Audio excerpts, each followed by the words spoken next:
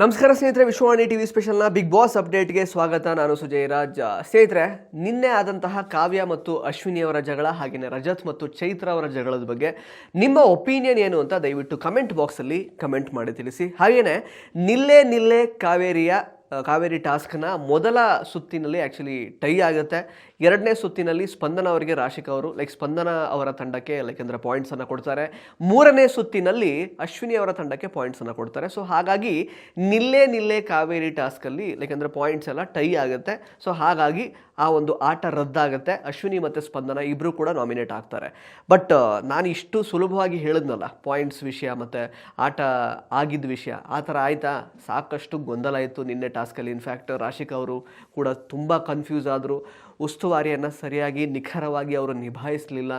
ಸಾಕಷ್ಟು ವಿಷಯಗಳು ನಡೀತು. ಜೊತೆಗೆ ಚೈತ್ರ ಅವರು ರಜತ್ ಅವರದ್ದು ಮಾತಿನ ಚಕಮಕಿ, ಮತ್ತು ಕೊನೆಯಲ್ಲಿ ಕಾವ್ಯ ಮತ್ತು ಅಶ್ವಿನಿ ಅವರು ಜಗಳ ಆಡಿದ್ದು, ಈ ಥರ ತುಂಬ ಆಯಿತು. ರಾಶಿಕಾ ಅವರಿಗೆ ಕ್ಲಾರಿಟಿ ಇರಲಿಲ್ಲ. ಬಿಕಾಸ್ ಈ ತಂಡದವರು ಬಂದು ಕಂಪ್ಲೇಂಟ್ ಮಾಡ್ತಾಯಿದ್ರು, ಈ ತಂಡದವರು ಬಂದು ಕಂಪ್ಲೇಂಟ್ ಮಾಡ್ತಿದ್ರು. ಅವ್ರದ್ದು ಡಿಸಿಷನ್ಸ್ ಚೇಂಜ್ ಆಗ್ತಾಯಿತ್ತು. ಎರಡನೇ ರೌಂಡಲ್ಲಿ ಸ್ಪಂದನ ಅವ್ರಿಗೆ ಅಂದರೆ ಪಾಯಿಂಟ್ಸನ್ನು ಕೊಡುವಾಗಲೂ ಕೂಡ ಅವ್ರಿಗೊಂಥರ ಕನ್ಫ್ಯೂಷನಲ್ಲೇ ಕೊಟ್ಟರು. ಏನೋ ಒಂದು ರೀತಿ ಕೊಡಬೇಕಲ್ಲ, ಒಂದು ಡಿಸಿಷನ್ ಹೇಳಬೇಕಲ್ಲ ಅಂದ್ಕೊಂಡೇ ಕೊಟ್ಟರು. ಬಹುಶಃ ಚೈತ್ರ ಅವರ ಹೇಳಿದ ರೀತಿಯೇ ಸೀಸನ್ ಇಷ್ಟು 12 ವರ್ಷಗಳಲ್ಲಿ ಅದ್ಭುತವಾದ ಉಸ್ತುವಾರಿ ಮಾಡಿದ್ದು ಅತ್ಯದ್ಭುತವಾದ ಉಸ್ತುವಾರಿ ಮಾಡಿದ್ದು ನಮ್ಮ ರಾಶಿಕಾ ಅವರು. ಅದನ್ನು ಒಪ್ಕೊಳ್ಳೇಬೇಕಾಗುತ್ತೆ. ಅಂದರೆ ಅವ್ರು ಫೇವರಿಸಮ್ ಮಾಡಿಲ್ಲ ಅಥವಾ ಅನ್ಫೇರ್ ಆಗಿ ಡಿಸಿಷನ್ಸ್ ಕೊಡಲಿಲ್ಲ, ಬಟ್ ಅವರಿಗೆ ಕ್ಲಾರಿಟಿ ಇರಲಿಲ್ಲ. ಸಿಕ್ಕಾಪಟ್ಟೆ ಕನ್ಫ್ಯೂಷನ್ ಅಂತೂ ಅವರಿಗೆ ಕಾಡ್ತಾ ಇತ್ತು. ಅದು ಬಹಳ ಎವಿಡೆಂಟ್ ಆಗಿ ಕಾಣಿಸ್ತಾ ಇತ್ತು. ಇನ್ನು ರಜತ್ ಮತ್ತು ಚೈತ್ರ ಅವ್ರದ್ದು ಜಗಳಕ್ಕೆ ಬಂದುಬಿಡ್ತೀನಿ. ಫಸ್ಟ್ ಆಫ್ ಆಲ್, ಚೈತ್ರ ಅವರು ಈಗ ಫಸ್ಟ್ ಸುತ್ತಿನಲ್ಲಿ ಅಂದರೆ 1, 2, 3 ಹೇಳಿದ ತಕ್ಷಣ ಗೂಟಗಳನ್ನು ತೆಗಿಬೇಕಾಗಿತ್ತು. ಉಸ್ತುವಾರಿ ಸೂಚಿಸುವಂತಹ ಗೂಟಗಳನ್ನು ಅವರು ತೆಗೆದಿರಲಿಲ್ಲ. ಫಸ್ಟ್ ಆಫ್ ಆಲ್ ಎಷ್ಟೋ ಸೆಕೆಂಡ್ಸಲ್ಲಿ ಟೈಮ್ ಆಗಿ ಹೋಯಿತು. ಅದನ್ನು ರಾಶಿಕಾ ಅವರು ಅವಾಗ ನೋಡ್ಕೊಳ್ಳಿಲ್ಲ. ಬೇರೆ ತಂಡದವರು, ಸ್ಪಂದನ ತಂಡದವರು ಅದನ್ನು ಪಾಯಿಂಟ್ ಔಟ್ ಮಾಡಿ ಹೇಳಿದಾಗ ಅದನ್ನು ಸರಿಯಾಗಿ ಅವ್ರಿಗೆ ಗೊತ್ತಲ್ಲ, ವಾದ ಮಾಡ್ತಾರೆ. ನಿಜವಾಗ್ಲೂ ಸುಳ್ಳು ಹೇಳೋದಂತೂ ಸತ್ಯ, ಯಾರು ನಮ್ಮ ಚೈತ್ರ ಅವರು. ಬಟ್ ಅವರು ವಾದ ಮಾಡೋಕ್ಕೆ ನಿಂತ್ಕೊಳ್ತಾರೆ. ರಜತ್ ಅವರು ಅದೇ ಪಾಯಿಂಟ್ ಇಟ್ಕೊಂಡು ಸುಳ್ಳಿ ಅಂತ ಹೇಳಿದ್ರು. ಸೊ ತಪ್ಪು ಮಾಡಿದ್ದು ಚೈತ್ರ ಅವರು, ಅದ್ರ ಮೇಲೆ ಸುಳ್ಳು ಹೇಳಿದ್ರು. ಸೊ ಸುಳ್ಳು ಹೇಳೋರನ್ನ ಸುಳ್ಳಿ ಅಂತಲೇ ಹೇಳಬೇಕಲ್ವ, ಬೇರೆ ಏನೂ ಹೇಳೋಕ್ಕಾಗಲ್ಲ. ಬಟ್ ಚೈತ್ರ ಅವರು ಔಟ್ ಆಫ್ ದ ಬ್ಲೂ ಅಲ್ಲಿ ಸರ್ನೇಮ್ ಏನೋ ಸಮಥಿಂಗ್ ಏನೋ ಹೇಳೋಕ್ಕೆ ಶುರು ಮಾಡಿದ್ರು. ಆ್ಯಕ್ಚುಲಿ ಸರ್ನೇಮ್ ವಿಷಯ ಎಲ್ಲ ತೆಗಿಯೋಕ್ಕೆ ಶುರು ಮಾಡಿದ್ರು. ರಜತ್ ಅವ್ರ ಬಗ್ಗೆ ಹೇಳೋಕ್ಕೆ ಸ್ಟಾರ್ಟ್ ಮಾಡಿದ್ರು. ಸರ್ನೇಮ್ ವಿಷಯನೇ ತೆಗೆಯುವಂತಹ ಅವಶ್ಯಕತೆಯೇ ಇರಲಿಲ್ಲ. ಅಲ್ಲಿ ಸುಳ್ಳಿ ಅಂತ ಅಷ್ಟೇ ತಾನೇ ಹೇಳ್ತಿರೋದು, ಬೇರೆ ಏನೂ ಹೇಳ್ತಿಲ್ವಲ್ಲ ರಜತ್ ಅವರು. ಅದ್ಯಾಕೆ ಅವರು ಸರ್ನೇಮು ಫ್ಯಾಮಿಲಿ ವಿಷಯ ಎಲ್ಲ ತೆಗೆದ್ರೂ ಗೊತ್ತಿಲ್ಲ. ಬಟ್ ಸ್ಟಿಲ್ ರಜತ್ ಅವರು ನಿನ್ನೆ ಅಷ್ಟೇನು ಅಂದರೆ ಬೇರೆ ರೀತಿ ಜಾಸ್ತಿ ಮಾತಾಡಲಿಲ್ಲ. ಅಫ್ಕೋರ್ಸ್ ಅವರು ವಾಯ್ಸ್ ರೈಸ್ ಮಾಡಿದರೆ ಅದೆಲ್ಲ ಇದೆ. ಕೊನೆಗೆ ಅವರು ತಮಾಷೆಯಾಗಿ ಕನ್ವರ್ಟ್ ಮಾಡಲಿಕ್ಕೆ ಕೂಡ ಪ್ರಯತ್ನ ಪಟ್ಟರು. ಗಿಲ್ಲಿ ಜೊತೆ ಸೇರಿಕೊಂಡು ಕಾಲೆಳಕ್ಕೆ ಸಿಕ್ಕಾಪಟ್ಟೆ ಪ್ರಯತ್ನ ಪಟ್ಟರು. ಬಟ್ ಚೈತ್ರ ಅವರು ಗೊತ್ತಲ್ಲ, ಒಂದು ಸಲ ತಪ್ಪು ಮಾಡಿಬಿಟ್ರೆ ಅವರು ಅದನ್ನು ಅಂದರೆ ಗೊತ್ತಾಗೋಗಿರುತ್ತೆ ಅವ್ರಿಗೆ ತಪ್ಪಾಗಿ ಹೋಗಿದೆ ಅಂತ. ಬಟ್ ಅದನ್ನು ಅವರು ಒಪ್ಕೊಳ್ಳೋಕೆ ರೆಡಿ ಇರಲ್ಲ. ಬೇರೆ ಏನೇನೋ ಪಾಯಿಂಟ್ ತೆಗಿತಾರೆ. ನನ್ನ ಗಂಡ ನೋಡ್ತಾ ಇದ್ದಾರೆ, ನನ್ನ ಅಮ್ಮ ನೋಡ್ತಾ ಇದ್ದಾರೆ, ಫ್ಯಾಮಿಲಿ ನೋಡ್ತಿರ್ತಾರೆ, ಅದು ಇದು ಅಂತ ತೆಗಿಯೋಕ್ಕೆ ಶುರು ಮಾಡ್ತಾರೆ. ಸುಳ್ಳು ನೀವು ಹೇಳಿದ್ದಲ್ವಾ, ಸುಳ್ಳಿ ಅಂತ ಅಷ್ಟೇ ತಾನೇ ಹೇಳಿದ್ದು. ಸೊ ಅದನ್ನು ಬಿಟ್ಟು ಬೇರೆ ಏನೂ ಹೇಳಿರಲಿಲ್ಲ. ಸೊ ರಜತ್ ಅವ್ರ ವಿಷಯದಲ್ಲಿ ಅದು ಇದು ಏನೋ ನಾನು ಸಿಂಗಲ್ ಪೇರೆಂಟು, ನಮ್ಮ ಅಮ್ಮ ಒಬ್ಬರೇ ಇರೋದು, ನಾನು ಕಷ್ಟಪಟ್ಟು ದುಡಿದಿರೋದು, ಅದು ಇದು ಅಂತೆಲ್ಲ ಹೇಳ್ತಾರೆ. ಈ ಕಡೆ ಇಲ್ಲಿ ಬೇರೆ ಅಪ್ಪ ಮಾಡಿದ ದುಡ್ಡಲ್ಲಿ ನಾನು ಬದುಕ್ತಾ ಇರೋದಲ್ಲ ಅಂತ ಹೇಳ್ತಾರೆ. ಅದೆಲ್ಲ ಅವಶ್ಯಕತೆಯೇ ಇರಲಿಲ್ಲ ಫಸ್ಟ್ ಆಫ್ ಆಲ್. ಬಟ್ ಅವರು ಯಾವ ಲೆವೆಲಿಗೆ ಸುಳ್ಳು ಹೇಳ್ತಾರೆ ಅಂತ ಲಾಸ್ಟ್ ಸೀಸನಲ್ಲಿ ನಮಗಂತೂ ಇಡೀ ಕರ್ನಾಟಕದಲ್ಲಿ ಯಾರೆಲ್ಲ ಬಿಗ್ ಬಾಸ್ ನೋಡ್ತಿರ್ತಾರೋ ಅವರಿಗೆಲ್ಲ ಗೊತ್ತಾಗೋಗಿದೆ. ಅದೇನು ಬದಲಾಗಲ್ಲ ಆ್ಯಕ್ಚುಲಿ. ಯಾಕಂದ್ರೆ ಅದನ್ನು ಅವರು ಚೇಂಜ್ ಮಾಡ್ಕೊಂಡಿರ್ತಿದ್ದರೆ, ಮಾಡಿದ ತಪ್ಪನ್ನು ಅವ್ರು ಸರಿ ಇರ್ತಿದ್ದಿದ್ರೆ ಬಹುಶಃ ಅವರ ಮೇಲಿನ ಒಪಿನಿಯನ್ ಬದಲಾಗಿರ್ತಿತ್ತು. ಈಗ ರಜತ್ ಅವರು ಸುಳ್ಳಿ ಅಂದ ತಕ್ಷಣ ಲಾಸ್ಟ್ ಸೀಸನಲ್ಲೇನೋ ಅದು ಹೈಲೈಟ್ ಆಯಿತು, ವೈರಲ್ ಆಯಿತು ಅನ್ನೋ ಕಾರಣಕ್ಕೆ ಹೇಳಿದ್ರು ಅಂತ ಹೇಳ್ತಾರೆ. ನೀವು ಮತ್ತೆ ವಾಪಸ್ ಸುಳ್ಳು ಹೇಳಿದ್ದಕ್ಕೆ ಅಲ್ವಾ ಅವರು ಸುಳ್ಳಿ ಅಂತ ಹೇಳಿದ್ದು. ಸೊ ಅದರಲ್ಲಿ ಏನೂ ಪಾಯಿಂಟ್ ಇರಲಿಲ್ಲ. ಗಿಲ್ಲಿಯವರು ಸಖತ್ತಾಗೆ ಕಾಲೆಳೆದ್ರು ಚೈತ್ರ ಅವರಿಗೆ. ಶುಕ್ರವಾರ ಆದ ತಕ್ಷಣ ಹುಷಾರು ತಪ್ತಿಯಂತೆ, ಮತ್ತು ಒಳಗೆ ಸ್ಟಾರ್ಟ್ ಮಾಡ್ತೀಯಂತೆ, ಅದೆಲ್ಲ ಬೇರೆ ಬೇರೆ ಪಾಯಿಂಟ್ಸ್ ತೆಗೆದ್ರು. ಮತ್ತು ಚೈತ್ರ ಅವರು ಏನು ಡೌ ಮಾಡ್ತಾರೆ ಅಂತ ನಮ್ಮ ರಾಶಿಕಾ ಅವರು, ಅಶ್ವಿನಿ ಅವರು, ಸೂರಜ್ ಅವರು ಕೂಡ ಬೆಡ್ರೂಮಲ್ಲಿ ಮಾತಾಡಿಕೊಂಡ್ರು. ಅಂದರೆ ಎಲ್ಲರೂ ನೋಡುವಾಗ ಅವ್ರು ಅಳೋವಂಥದ್ದು ಅಥವಾ ದೇವ್ರ ಮುಂದೆ ಅಳೋದು, ಕಣ್ಣೀರು ಹಾಕೋದು. ಅಂದರೆ ಯಾಕೆ ಅಂದರೆ ಅವರು ಅಶ್ವಿನಿ ಅವರಿಗೆ ಉಗುಳಿದ್ದು ಮತ್ತು ಅದು ಪರ್ಚಿದ್ದು ಅದೆಲ್ಲ ಪಾಯಿಂಟ್ಸ್ ಮೋಸ್ಟ್ಲಿ ವೀಕೆಂಡಲ್ಲಿ ಬರುತ್ತೆ ಅಂತ ಅವರಿಗೆ ಹೆದರಿಕೆ ಶುರುವಾಗಿದೆ. ಸೊ ಆ ಕಾರಣಕ್ಕೋಸ್ಕರ ಅವರು ಆ ಥರ ಇದು ಮಾಡ್ತಿದ್ದಾರೆ. ಪ್ಲಸ್ ಈಗ ರಜತ್ ಅವ್ರ ವಿಷಯದಲ್ಲಿ ರಜತ್ ಅವ್ರು ಅಫ್ಕೋರ್ಸ್ ಸೋಲ್ತಾ ಇದ್ರು ಅನ್ನೋ ಫ್ರಸ್ಟ್ರೇಷನಲ್ಲಿ ಸ್ವಲ್ಪ ಮಾತಾಡಿದಾರೆ, ಇಲ್ಲ ಅಂತಲ್ಲ. ಬಟ್ ಚೈತ್ರ ಅವ್ರ ಬಗ್ಗೆ ಅವ್ರು ಕರೆಕ್ಟಾಗಿ ಹೇಳಿದರು ಸುಳ್ಳಿ ಅಂತ. ಸೊ ಅದರಲ್ಲಿ ಏನು ನನಗೆ ರಜತ್ ಅವ್ರ ಸೈಡಿಂದ ಏನೋ ತಪ್ಪಿದೆ ಅಂತ ಅನಿಸಿಲ್ಲ. He didn't lose his cool also. ಇನ್ನು ಕಾವ್ಯ ಮತ್ತು ಅಶ್ವಿನಿಯವರ ವಿಚಾರಕ್ಕೆ ಬರೋದಾದರೆ, ಓಕೆ, ಸೈರನ್ ಆದಮೇಲೆ ಅಶ್ವಿನಿಯವರು ಎದ್ದೇಳಬೇಕಾಗಿತ್ತು. ಅಥವಾ ಏನು ಅವರು ಲೈಕ್ ಅಂದರೆ ಸ್ಟಾಪ್ ಮಾಡ್ತಾಯಿದ್ರು ಕಾವ್ಯ ಅವರನ್ನು, ಅದನ್ನು ನಿಲ್ಲಿಸಬೇಕಾಗಿತ್ತು ಅನ್ನೋದು ಕಾವ್ಯ ಅವರ ಪಾಯಿಂಟು. ಅಂದರೆ ಒಂದೆಂತ ಗೊತ್ತಾ, ಕಾವ್ಯ ಅವರಿಗೆ ಅಶ್ವಿನಿ ಅವ್ರನ್ನ ತಡ್ಕೊಳ್ಳೋಕೆ ಆಗ್ತಿರ್ಲಿಲ್ಲ, ಅವರನ್ನು ತಡೆಯೋದಕ್ಕೆ ಆಗ್ತಿರ್ಲಿಲ್ಲ.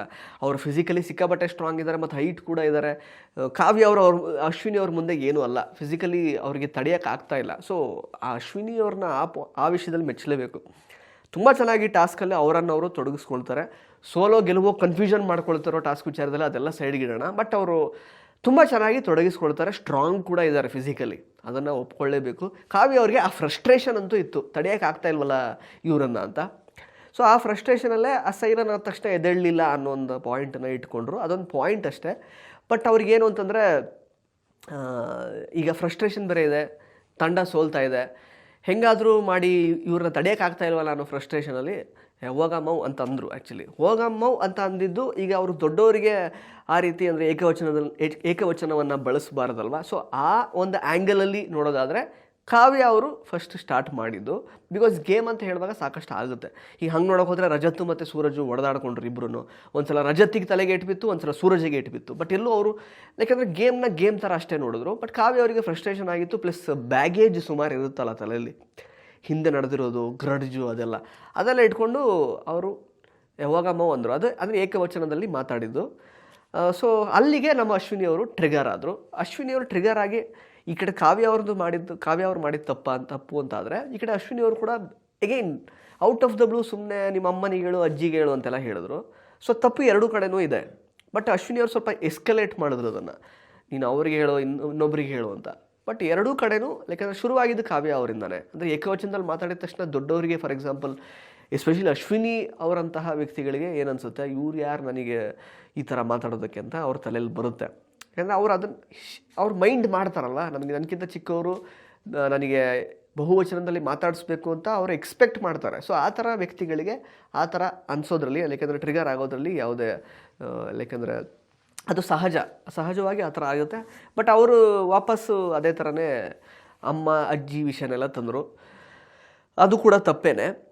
ಬಟ್ ನಿಮ್ಮ ಪ್ರಕಾರ ಯಾರ್ದು ತಪ್ಪು ಯಾರ್ದು ಸರಿ, ದಯವಿಟ್ಟು ಕಮೆಂಟ್ ಬಾಕ್ಸಲ್ಲಿ ಕಮೆಂಟ್ ಮಾಡಿ ತಿಳಿಸಿ. ಆ್ಯಂಡ್ ಅಶ್ವಿನಿ ಅವರು ಒಂದು ವಿಷಯನ ಅರ್ಥ ಮಾಡ್ಕೊಳ್ಳಬೇಕು, ನಾವು ಇನ್ನೊಬ್ಬರಿಂದ ಮರ್ಯಾದೆಯನ್ನು, ಗೌರವವನ್ನು ಎಕ್ಸ್ಪೆಕ್ಟ್ ಮಾಡ್ತೀವಿ ಅಂತಂದರೆ ನಾವು ಅವರಿಗೆ ಕೊಡಬೇಕಾಗುತ್ತೆ. ಅದನ್ನು ಫಸ್ಟ್ ನಾವು ಕೊಟ್ಟಿದ್ರೆ ಎಕ್ಸ್ಪೆಕ್ಟ್ ಮಾಡೋದ್ರಲ್ಲಿ ಅರ್ಥ ಇರುತ್ತೆ. ಬಟ್ ನಾವು ಒಬ್ಬರಿಗೆ ಗೌರವ ಕೊಡದೇನೆ, ಬಹುವಚನದಲ್ಲಿ ಮಾತಾಡಿಸ್ದೇನೆ ಅವರು ಹಾಗೆ ಮಾತಾಡಿಸ್ಲಿ, irrespective of age, whatever it is. Age ಅಂತಂದರೆ ಆ ಏಜಿಗೆ ತಕ್ಕ ಹಾಗೆ ಇವ್ರು ನಡ್ಕೊಳ್ತಿದಾರ, ಅದನ್ನು ಕೂಡ ಅಶ್ವಿನಿ ಅವರು ಥಿಂಕ್ ಮಾಡಬೇಕಾಗುತ್ತೆ. ಅವ್ರ ಏಜಿಗೆ ತಕ್ಕಾಗ ಅವ್ರು ನಡ್ಕೊಂಡ್ರೆ ಬೇರೆ ಬೇರೆ ವಿಷಯದಲ್ಲಿ, ಈ ಟಾಸ್ಕ್ ವಿಷಯ ಅಂತಲ್ಲ, ಬಹುಶಃ ಅವರಿಗೆ ಸಿಗಬೇಕಾಗಿರುವ ಗೌರವ ಸಿಗುತ್ತೆ ಅನ್ನೋದು ಅವರು ಅರ್ಥ ಮಾಡ್ಕೊಳ್ಬೇಕು. ಇದ್ರ ಬಗ್ಗೆ ಸುದೀಪ್ ಅವರು ಕೂಡ ಸಾಕಷ್ಟು ಸಲ ಹೇಳಿದ್ದಾರೆ. ಬಿಕಾಸ್ ಸುದೀಪ್ ಸರ್ ಎಲ್ರಿಗೂ ಚಿಕ್ಕ ಮಗುವಿಂದ ಹಿಡಿದು ಎಷ್ಟೇ ದೊಡ್ಡವರಾಗಿದ್ದರೂ ಕೂಡ ಎಲ್ರಿಗೂ ಬಹುವಚನದಲ್ಲೇ ಮಾತಾಡಿಸ್ತಾರೆ. ಸೊ ಹಾಗಾಗಿ ಗೌರವ ವಾಪಸ್ ಸಿಗುತ್ತೆ. ಅದು ಅಶ್ವಿನಿ ಅವರಿಗೆ ಮನದಟ್ಟಾಗಿಲ್ಲ, ನೋಡಬೇಕು. ಇನ್ನು ನೆಕ್ಸ್ಟ್ ನಮ್ಮ ಈಗ ಕಾವ್ಯ ಮತ್ತು ಸೂರಜ್ ಅವರು, ಹಾಗೆಯೇ ಗಿಲ್ಲಿ, ರಘು ಅವ್ರು 4 ಜನ ಅಂದರೆ 2 ಟೀಮ್ ಆಗಿ ಇವಾಗ ಕ್ಯಾಪ್ಟನ್ಸಿ ಟಾಸ್ಕ್ ಆಡ್ತಾ ಇದ್ದಾರೆ. ಬಹುಶಃ ಇದನ್ನು ಡಿವೈಡ್ ಮಾಡಿರೋದು ರಕ್ಷಿತಾ ಧ್ರುವಂತನೇ ಅನಿಸುತ್ತೆ.